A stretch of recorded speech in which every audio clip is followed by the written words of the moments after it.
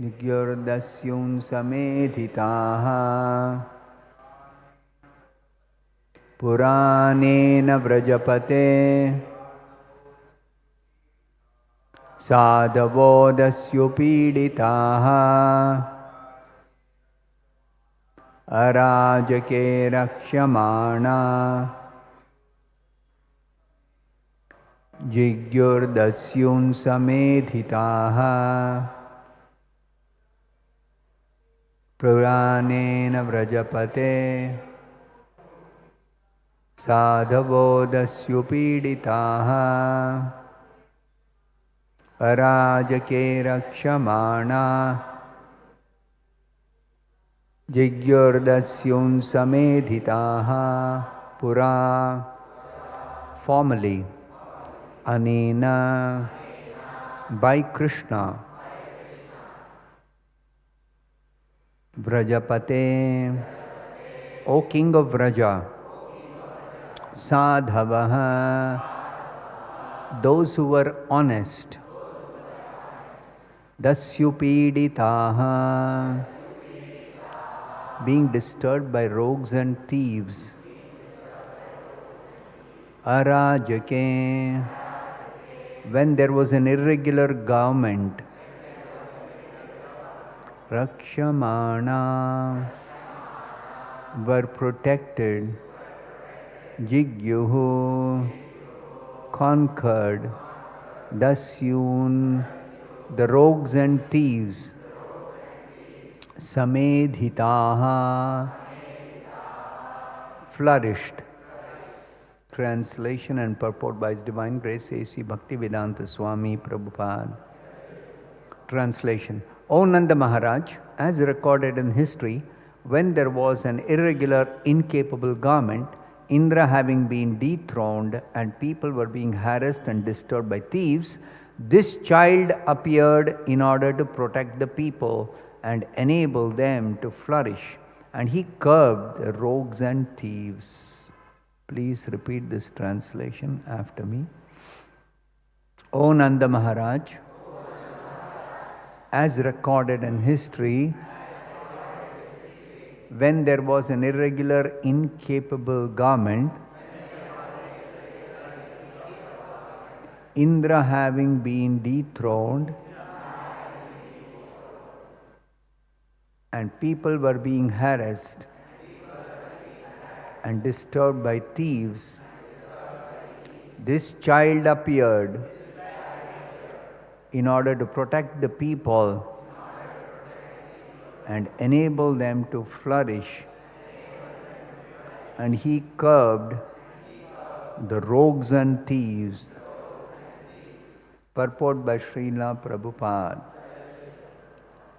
Indra is the king of the universe. Demons, thieves and rogues always disturb Indra.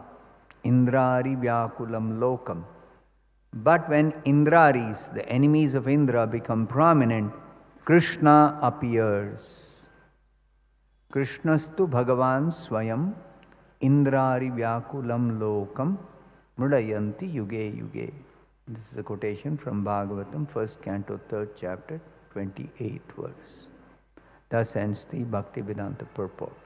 Om Ajnana Timirandhasya Jnananjana Shalakaya Chakshurunmilitam Yena Tasmai Shri Gurave Namaha. Nama Om Vishnupadaya Krishna Preshtaya Bhutale Srimate Bhaktivedanta Swaminiti Namine. Namaste Saraswate Deve Gauravani Pracharine Nirvishesha Shunyavadi Paschatya Deshatarine. Jaya Shri Krishna Chaitanya Prabhu Nityananda Shri Advaita Gadadhara Sadi Gaura Bhakta Vrinda.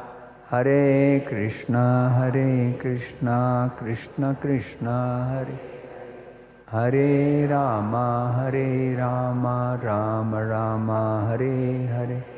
Mukam karoti vachalam pangum langhayate girim Yat kripatamaham vande Shri Gurum Dinatarinam.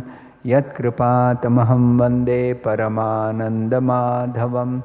Yat kripatamaham vande Sri Chaitanya Ishwaram. Vancha kalpatarubhyascha kripa sindubhya evacha. Patitanam pavanebhyo vaishnavebhyo namo namaha. This is the section of the chapter in which it is described that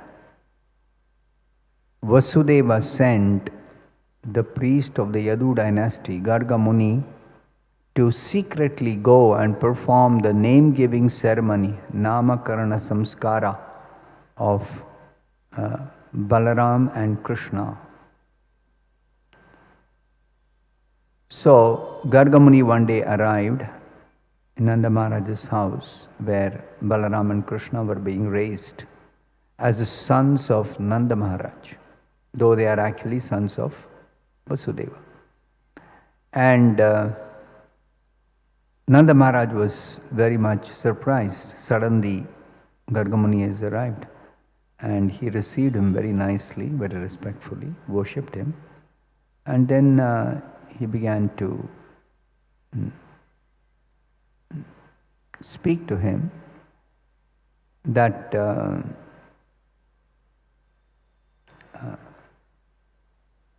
please perform the name-giving ceremony of my sons.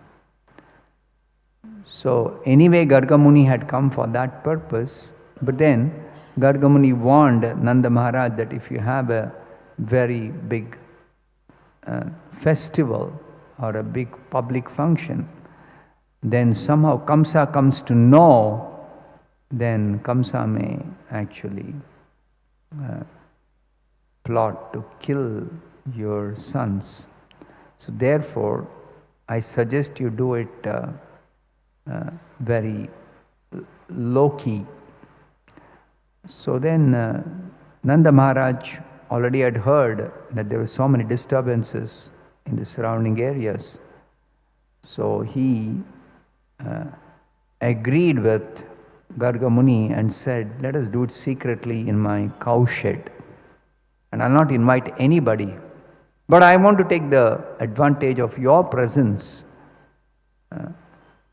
So please do it secretly in the cow shed.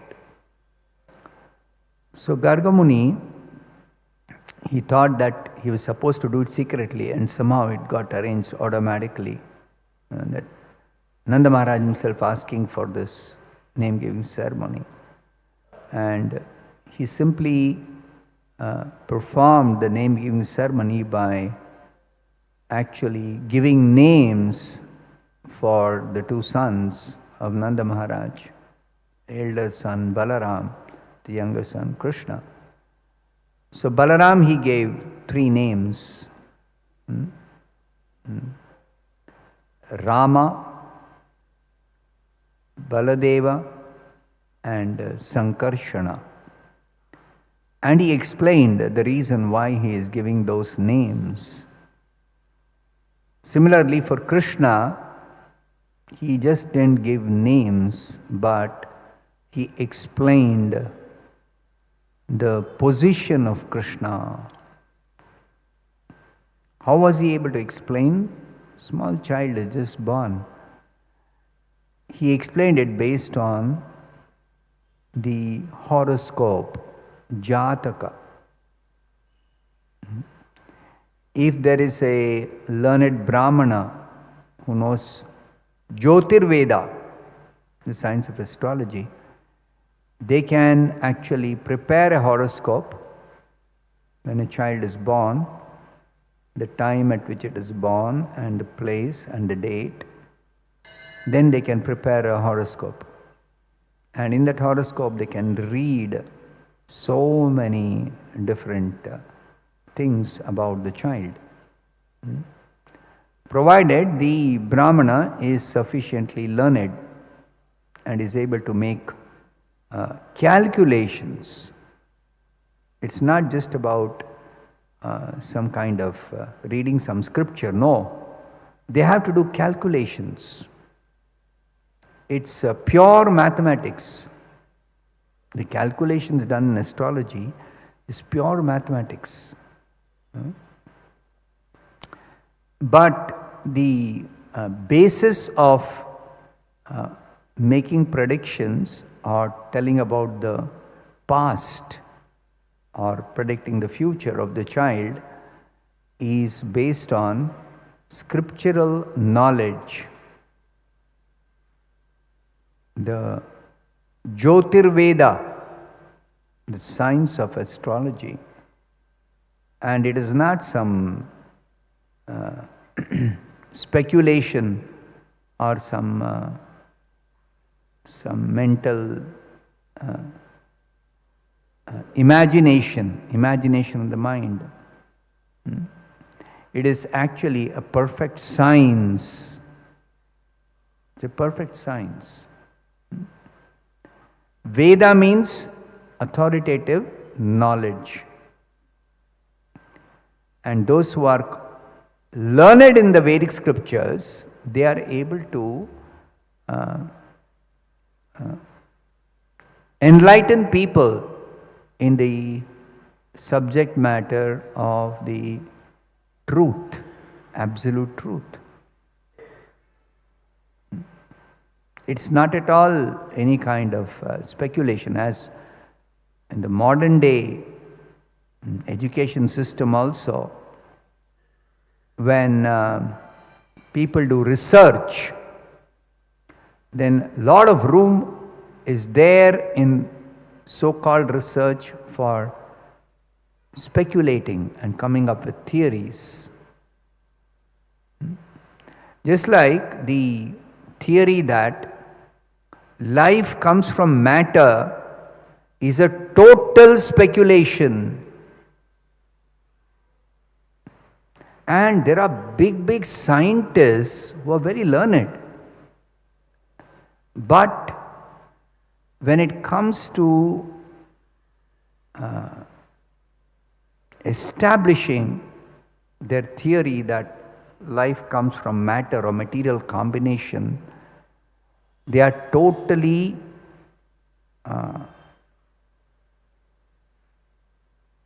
at a loss. They cannot prove by facts. Prabhupada, he had one disciple, Swarup Damodar Das. He was a PhD scholar from one of the prestigious American universities. And his field was chemistry.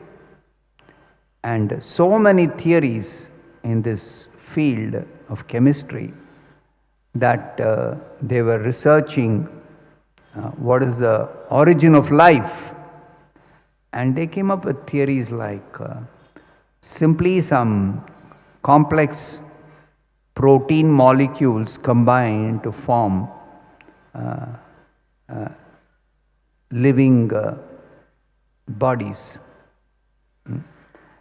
Then Prabhupada actually educated and enlightened Swarup Damodar Das and told him, you should challenge these scientists who claim that life comes from matter, that you produce life, you produce one blade of grass. We don't want you to produce any human being. One blade of grass, one small insect you produce, one mosquito you produce from chemicals. That they are telling, oh, we are still in the process of doing research. Sometime in the future we will do it. Right now, we have not done sufficient study. So it is simply a bluff. Then if you are still doing research and you have not done your study completely, why are you proclaiming that life comes from matter? What are the basis? So, when Garga Muni, he spoke about the child, the past and the future of the child, he is not speculating. He is basing it on the science of Jyotirveda. Even in Prabhupada's case, when Prabhupada was born, a very learned astrologer in Navadvip, he predicted that at the age of 70, this child will grow up to be the teacher of the whole world in spiritual subject matter. He predicted that he'll cross over the 7 seas and he will preach Krishna consciousness, bhakti. He will establish 108 temples. Already the prediction was made when Prabhupada was just born and the horoscope was prepared by one learned astrologer. Later on, devotees discovered all this. Of course, Prabhupada never said any of these things, but devotees discovered this later on. And such astrological predictions are there in all the scriptures about particularly the appearance of the Supreme Lord and His pure devotees. When Prabhupada's Guru, Srila Bhaktisiddhanta Saraswati Thakur, was born, the external symptoms of an extraordinary personality appearing as the son of Srila Bhaktivinoda Thakur was established by one astrologer. He said, this child has got 32 symptoms of a great personality, Mahapaurushika. And these are all based on astrological signs. And he listed the 32 symptoms and he showed to the audience, to all the people who had assembled for that Jatakarma ritual or ceremony, samskara. And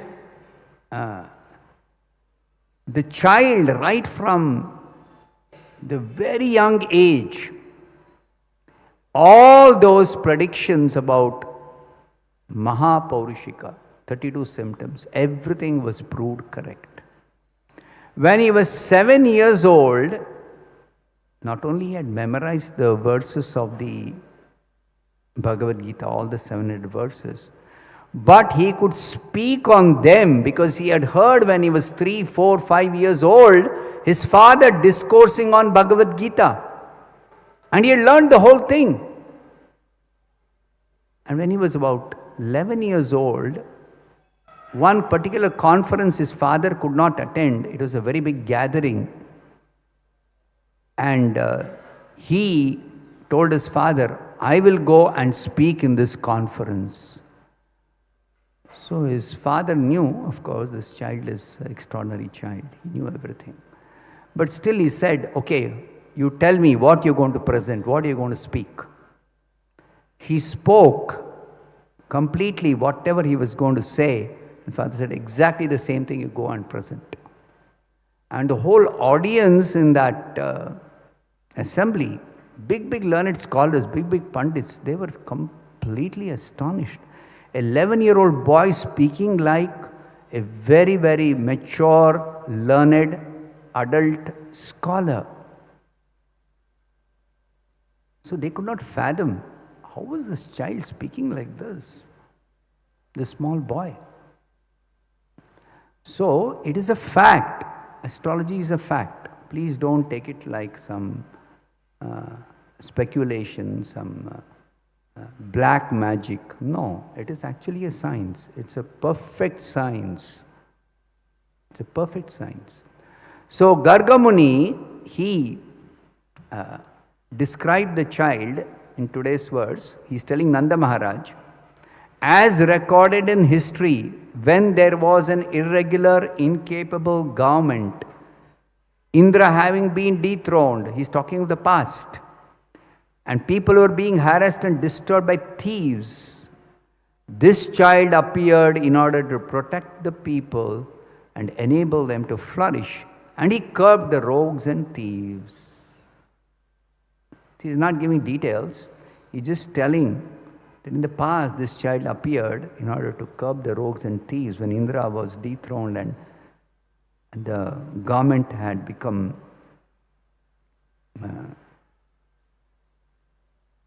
arajake, irregular government. Government is unable to give protection to the ordinary common people, and rogues and thieves flourish.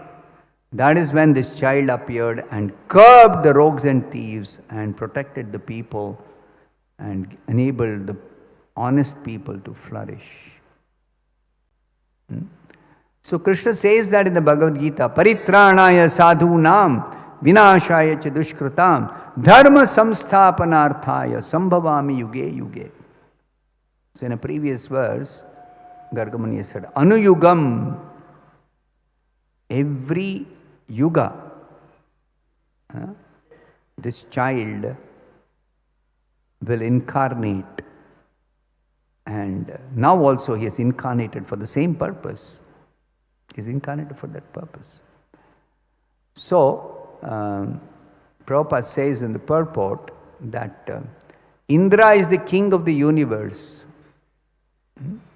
And demons, thieves and rogues always disturb Indra.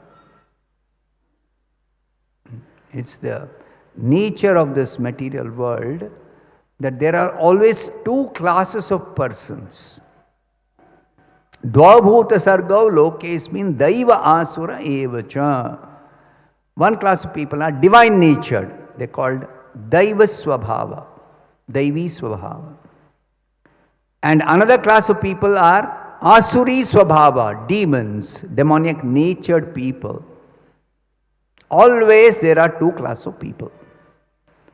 So Indra represents the daivi swabhava people.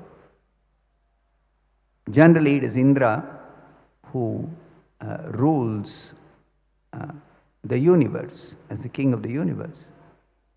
But sometimes some of these Asuri Swabhava people, the demons, they become very powerful and they overpower Indra. Because Indra is a devotee, he naturally takes shelter of Krishna. And he prays to Krishna. Krishna appears or sends somebody, his own devotee, to actually kill the demons and restore Indra's power. So this has happened many times in the past. Whenever there is disturbance, there is a verse in the first canto, 3rd chapter, 28th verse of the Bhagavatam. Ete chamsha kala pumsaha krishnastu bhagavan swayam indrari vyakulam lokam mrudayanti yuge yuge. This is spoken by Suta Goswami in reply to some questions asked by some sages in Naimisharanya. These sages had assembled in that holy place of Naimisharanya in order to find out what is the way for people in Kali Yuga to actually practice dharma, because the symptoms of Kali Yuga are not at all favorable for saintly persons, for those who want to properly follow dharma. It is not at all favorable. So the conditions are very, very disturbing. So they inquired from Suta Goswami. Suta Goswami is specially qualified because he was very learned, eldest learned Vedantist. Sorry, he was not the eldest learned. The leader of that assembly who were asking questions, there was one Shaunaka Rishi who was the eldest Vedantist. But Suta Goswami is specially qualified because he had studied the Vedic literature under different teachers. Particularly, he was qualified that he had heard the Srimad Bhagavatam from Shukadev Goswami. And he began to speak the Srimad Bhagavatam for the second time to the sages Naimisharanya. But before that, they asked 6 questions and he answered those questions. While answering those questions, he gave a list of incarnations of the Supreme Lord who are performing extraordinary activities in order to establish dharma, protect the innocent people, and kill the demons. So he describes that there are many incarnations, but among all these incarnations, Krishna is Swayam Bhagavan. All the incarnations are the Supreme Lord Himself appearing in this world. But among all the incarnations, one particular incarnation, the incarnation of Krishna, is not an incarnation. He is the Supreme Lord Himself coming in His original form to this world. He is not an incarnation in the sense that He is not assuming a form. God is not assuming a form in order to perform some leela. Just like Matsyavatara. God is not having a fish form in the spiritual world, but He appears in the form of a fish for His leela. He doesn't have a form of a boar, Varaha, Rupa, but He appears in that form for the sake of His leela, for lifting the earth out of the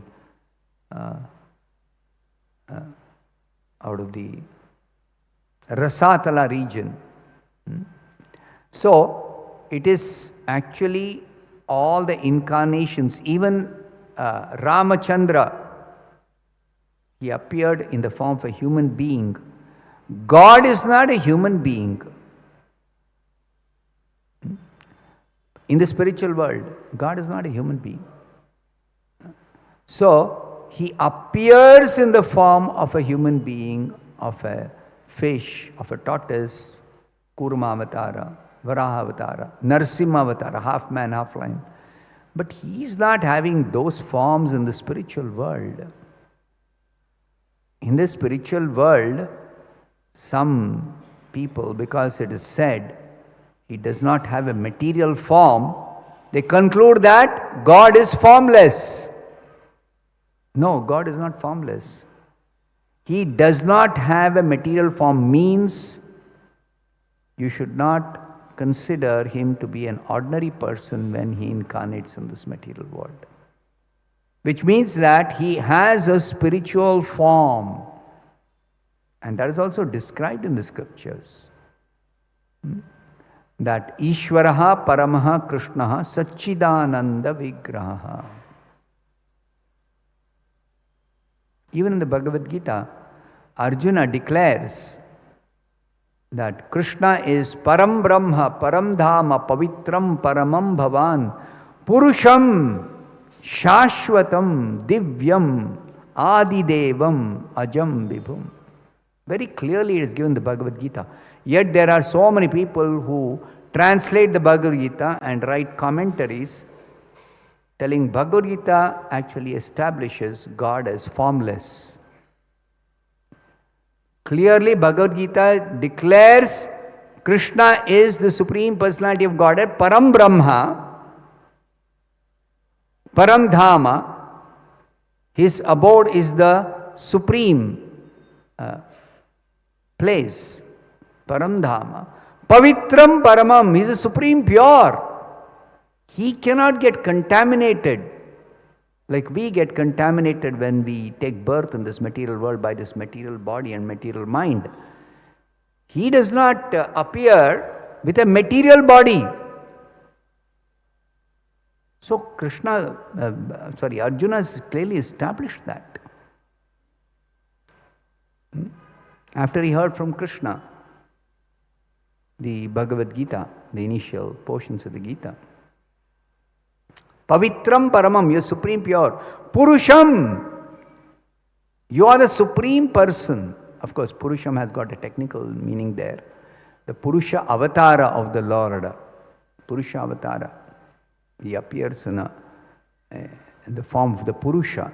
Mahavishnu, Garbhodakashayi Vishnu, or Padmanabha Vishnu, and then Kshirodakashayi Vishnu. The deity of Ranganatha is the deity of Kshirodakashayi Vishnu. The deity of Padmanabha in Tiruvananthapuram, that's the deity of Garbhodakashayi Vishnu. And of course there's also the form of Mahavishnu. Mahavishnu's form is very difficult to even imagine. He is simply lying in the causal ocean and is breathing out universes coming out of his skin holes. So these are all proper explanations given in the scriptures, but these have to be heard from the proper source and understood from the proper teachers, not by the speculators and theoretical philosophers. So many philosophers, so many theories. So clearly, Bhagavad Gita, it is established, Purusham Shashwatam. He is eternally the Supreme Person. He has no birth, he has no death. Purusham Shashwatam. Divyam. He has got a transcendental form. His form is transcendental. Krishna himself declares, Janma karma chame divyam. My birth and my activities are completely transcendental. They are not material activities. So, all the conditioned souls in this material world, their birth is not transcendental. Their birth is according to the laws of karma. Even Brahma is born according to the laws of karma. Even Brahma has a material body. So all the created beings have material bodies. But Krishna and his pure devotees don't have material bodies. They have a spiritual form. So that spiritual form is what here Garga Muni is describing, that this child has appeared in the past several times to protect the people. When he appears in a transcendental form. And these forms, except for the form of Krishna and Balaram, these forms are assumed forms, but these assumed forms are also spiritual. Even though he may appear as a fish, that form of the fish is not like the form of the fish that we find in the seas and oceans and rivers, in the water bodies. No. It is actually a transcendental form, because this form of Matsyavatara, he spoke to Satyavrata Muni, Satyavrata Raja. He spoke to him. The entire Vedic wisdom was imparted to Satyavrata when the Lord appeared as Matsya Avatara. And not only he spoke the absolute truth about the Vedas, the Vedic wisdom, but he also saved Satyavrata Muni from being drowned in the water of devastation. So, extraordinary activities performed by the Supreme Lord, Jarma Karma Chame Divyam, Divya Karma, transcendental activities, and transcendental appearance. How did the fish appear? The appearance also described in the Bhagavatam. There's a whole Purana dedicated for that, Matsya Purana. But in the Bhagavatam, all these incarnations are also described. Though Krishna's incarnation described in detail, but still Matsya Avatar is briefly described. That Satyavrata, he had gone to perform some some ritual in a river, and suddenly when he was taking some holy water from the river in his jug, one small fish appeared. And he thought by mistake, a fish has come into my water pot. I don't want this fish. So he put back that, emptied the water pot with the fish back into the river. So then this fish started speaking, "Kindly save me, otherwise I'll be devoured by the bigger fishes in this river." So when he heard it speaking, he picked up that fish and took it home. "Protect me." So he decided to keep it in a bigger pot. So he put that in the bigger pot. Suddenly the fish started growing, and it started saying, "Oh, this pot is very small." So he was astonished. What is this fish? Mysterious fish. Maybe somebody is cursed as a fish and it's trying to, redeem the curse. So he put that fish in a bigger reservoir, a bigger pond, and then it outgrew the pond also. Then again he was astonished. The fish is praying, "Please, please save me, otherwise I will suffocate and die." And then he went on transferring that fish, and finally he put it in a very big lake. And then the fish revealed. He could understand this fish is not an ordinary fish. Then the Lord revealed himself and told him that from 1 week from now, there will be the devastation, partial devastation, partial destruction of the universe. That generally happens at the end of Brahma's day. But for the sake of Satyavrata, the Lord arranged a partial devastation of the universe. And in the middle of the 14 Manvantara, 6th Manvantara, end of 6th Manvantara. And then the fish actually appeared when there was the water of devastation. The fish appeared, a gigantic fish which saved. The fish actually came along with a boat, and in that boat all the sages along with Satyavrata actually got onto the boat, and the boat was tied to the horn of the fish. Fishes don't have horns, but this fish had a horn. It was a golden fish, and it was some 10,000 yojanas in size. Means 80,000 miles, big fish. And when the water was very, very turbulent, the ocean became very turbulent, then the fish actually kept that boat afloat and saved all those who were in the boat. When there is darkness everywhere, this fish began to emit light.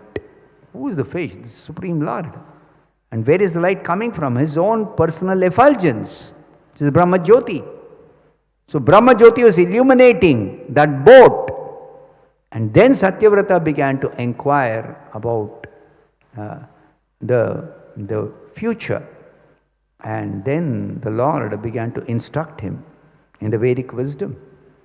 And that is entirely recorded in the Matsya Purana. Briefly it is given. The essence of what he was taught is given in the Bhagavatam, 8th canto, 24th chapter. So like this, the Lord's incarnation, he assumes a spiritual form, but that is not his original form in the spiritual world.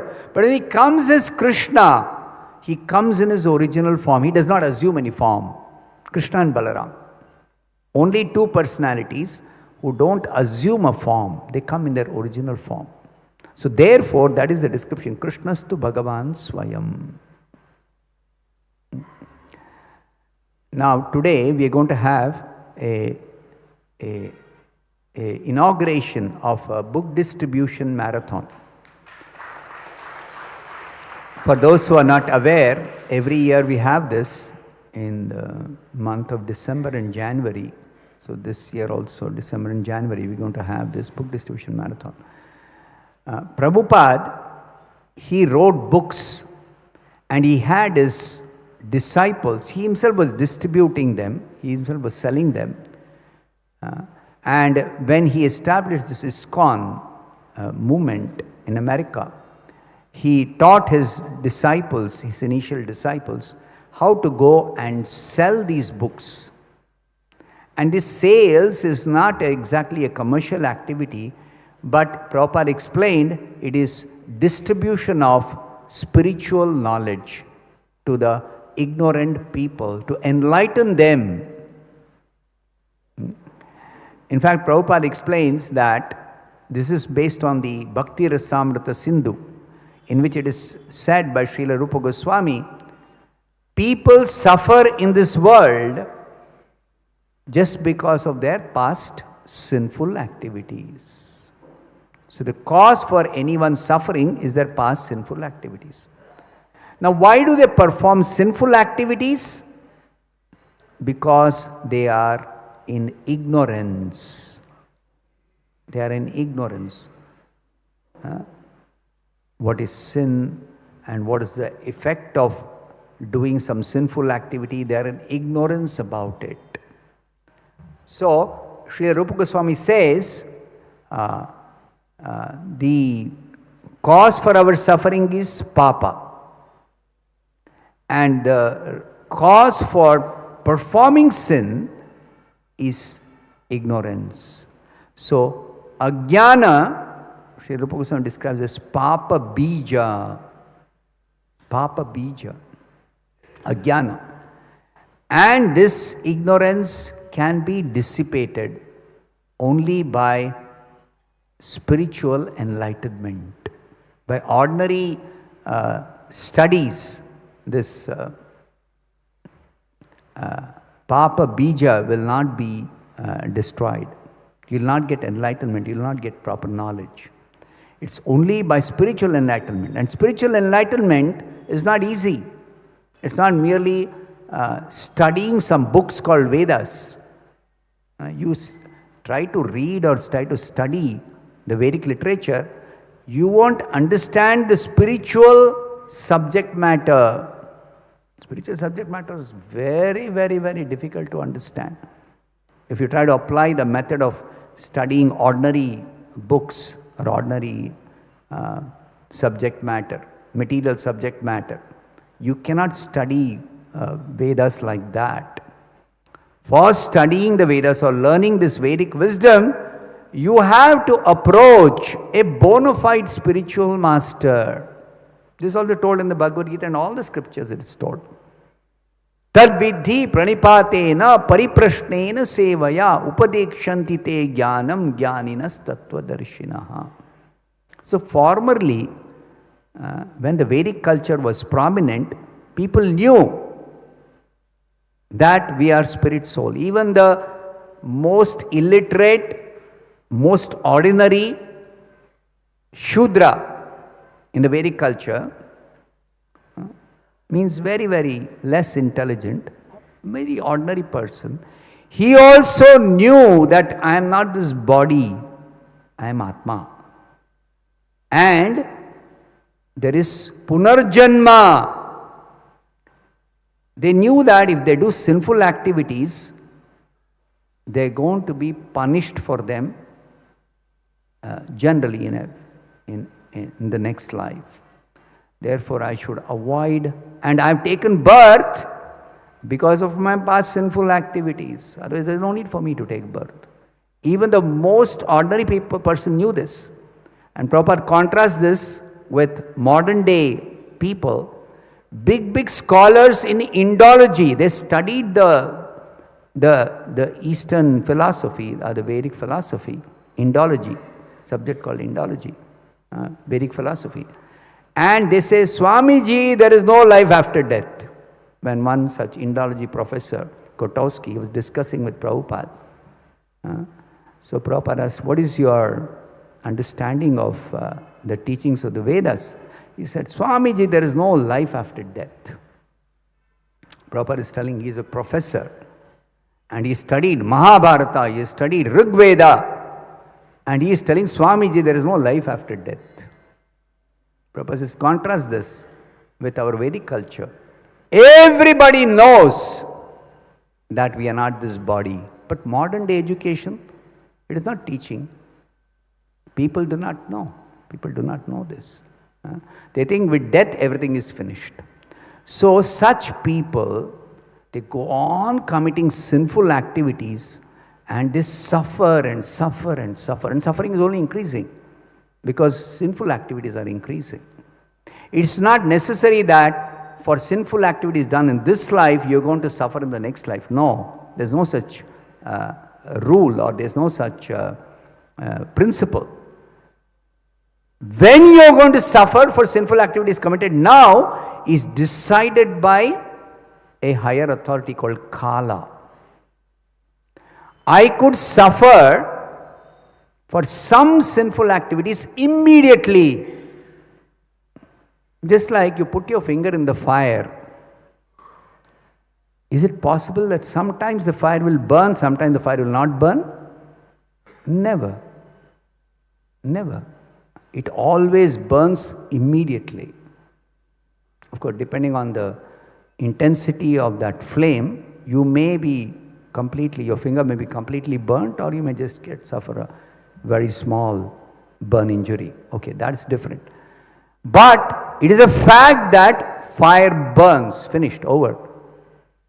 There is no question of fire not burning you. Similarly, the reactions will be there, but when that reaction is going to come, that is decided by a higher authority. So now people have become so sinful that they are suffering in this very life due to their immediate sinful activities. Immediately they are suffering sinful activities. Like those who don't care for the after effects of drinking liquor. They go on drinking, nothing will happen to me, and then they get ruined completely. They get completely ruined. Their life is a mess.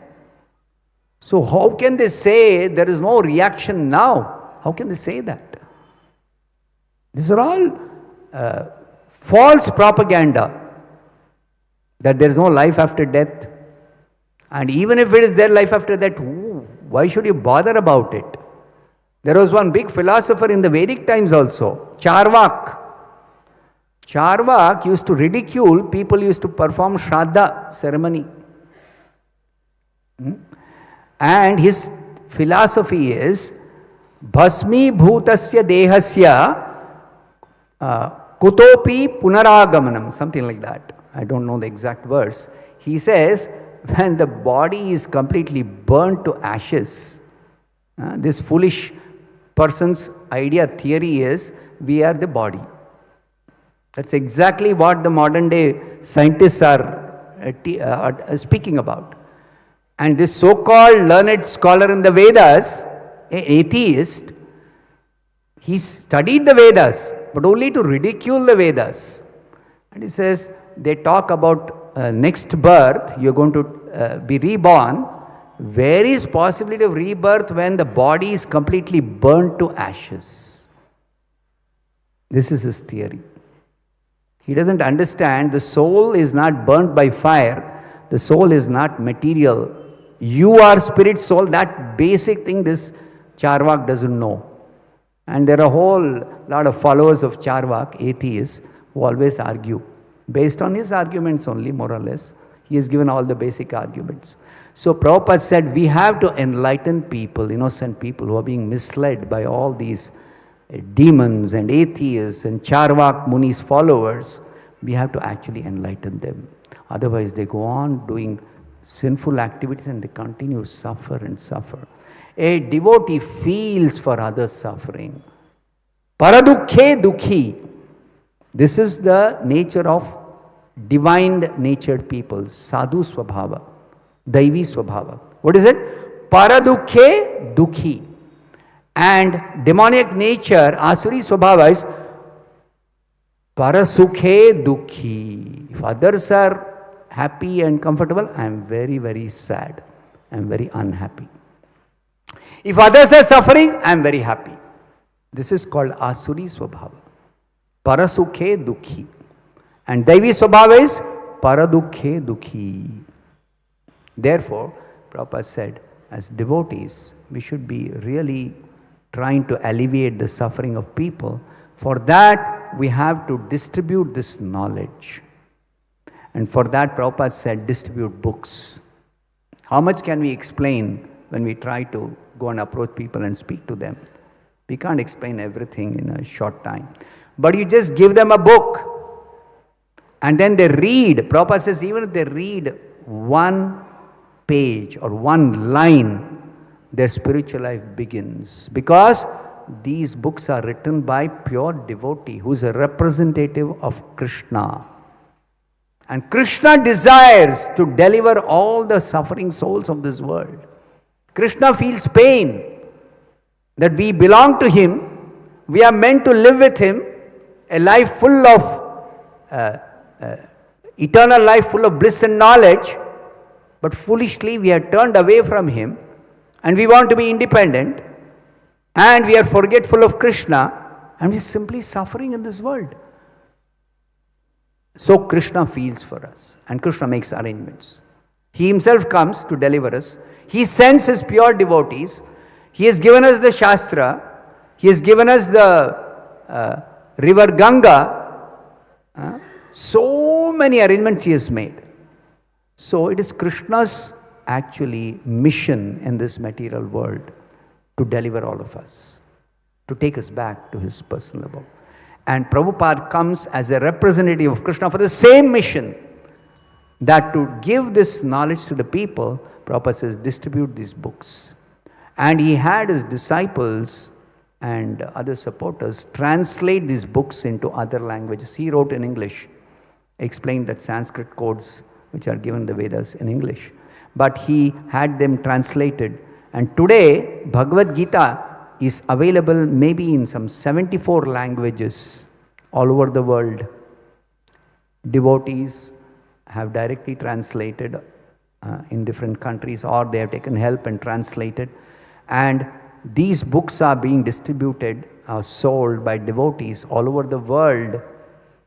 They always sell, but in these 2 months, particularly December month, in the West it is Christmas month. So people buy a lot of gifts and give it to others, their friends, relatives and whatever, other acquaintances. So in India, it is the Gita Jayanti month, December. Gita Jayanti month. Krishna spoke Bhagavad Gita in Margashirsha Masa, Shukla Paksha Ekadashi. He spoke. We celebrate as Gita Jayanti. So this year, Gita Jayanti is falling on 1st December. So it's a Gita Jayanti month. So this we celebrate as book distribution marathon. Devotees go and distribute books. So this year also we request you, because all of you are conversant with Prabhupada's books and you're already aware of the teachings, please give this knowledge to others by giving them a book, by selling them a book.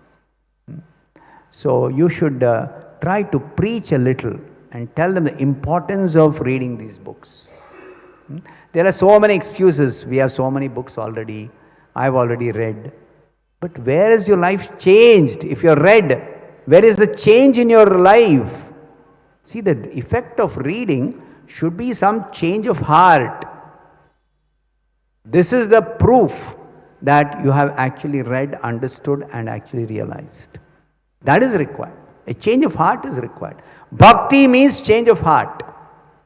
Change of heart means change of consciousness, by which you actually are free from all kinds of problems. If you're not free yet because of the body, still the body is there, you know what is the solution to the problem, ultimate solution. Simply chant Hare Krishna, Krishna Krishna, Hare Hare, Hare Rama, Rama Rama, Hare Hare. And understand you are not this body, you are spirit soul, you belong to Krishna. And simply by chanting, you can actually go to Krishna's abode at the end of this life. And before that, by chanting, your life can become transformed into a spiritual mode of living, by which you can overcome all these problems, still the body is there, some problems may be there due to the body. You can overcome all of them simply by chanting Hare Krishna. So you can learn all this practically, how to actually understand this and implement this by reading Prabhupada's books. So therefore, you kindly participate in this book distribution. Try to give these books to as many people as possible. So today at what time is it? 11 o'clock there is a meeting. So if you can attend that meeting and understand how to go about this book distribution, that will be very nice. Okay, some announcements. Of course, the first announcement is already made. Today we have this inauguration of this book distribution marathon at 11 o'clock in Sridham Hall. Sridham Hall. There will also be Gita Jayanti celebration on 1st December, Monday. So there will be recitation of all 700 shlokas of Gita, 4 p.m. onwards. There will also be a discourse on Bhagavad Gita. And also on that day we begin this book distribution. So if you don't have Bhagavad Gita, you can buy Bhagavad Gita on that day especially. And also you can help to distribute this Bhagavad Gita and all other books of Prabhupada to others. So, I'll stop here. Grantaraj Srimad Bhagavatam ki jai, Srila Prabhupada ki jai.